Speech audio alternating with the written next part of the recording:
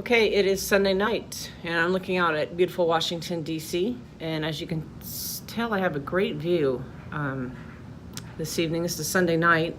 It's the night before the Monday morning testimony, I believe, before the Judiciary Committee on the OIG report. So that's going to be tomorrow morning, and I will be there, live and in person, to see the fireworks, if there are any. I hope there are a little bit. Encourage Mr. Jim Jordan and Mr. Goodlott and Mr. Gates and Mr. Gowdy to all go full board, get these documents. So I'm posting this video just because I'm going to attach the interview number 3 and 4 that I've done now regarding, the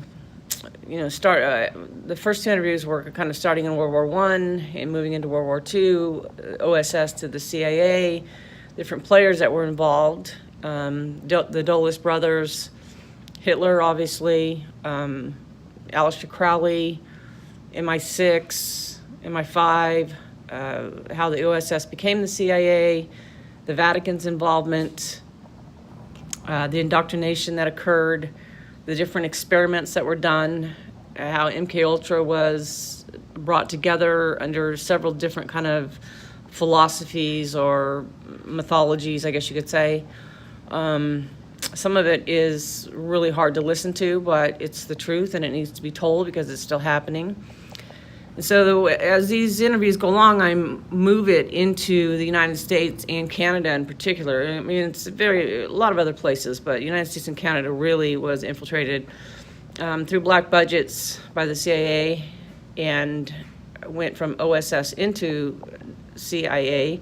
Vatican was involved in that, and Operation Paperclip, and how these Nazi scientists, including Hitler and Mengele and Himmler and all these kind of the worst characters of all, were secretly moved into Argentina and South America.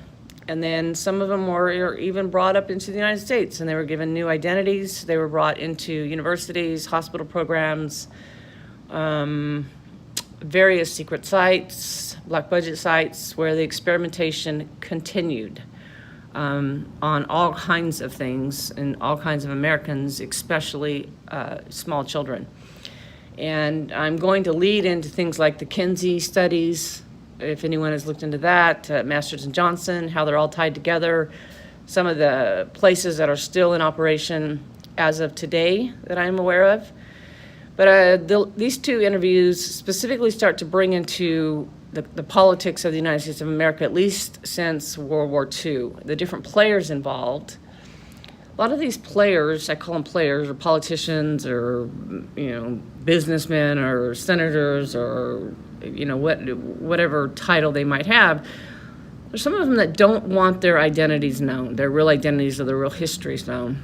And I'm not going to name names at this point, except you can do some deduction, use your deduction skills, and kind of think about whose identities might have been hidden recently, even years and years and decades ago, but recently, really.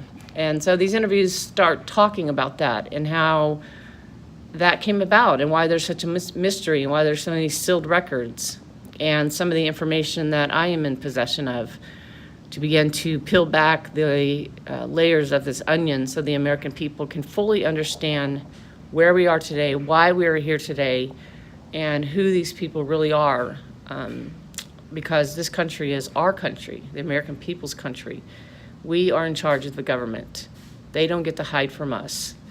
So it's time for their exposure, and I'm going to be part of that. So you can listen to interviews 3 and 4, and it gets into some pretty gnarly details. But there's truth there, and I've got court cases and documents to back it up, personal eyewitnesses, and you name it. This is the story of a whistleblower or whistleblowers in general.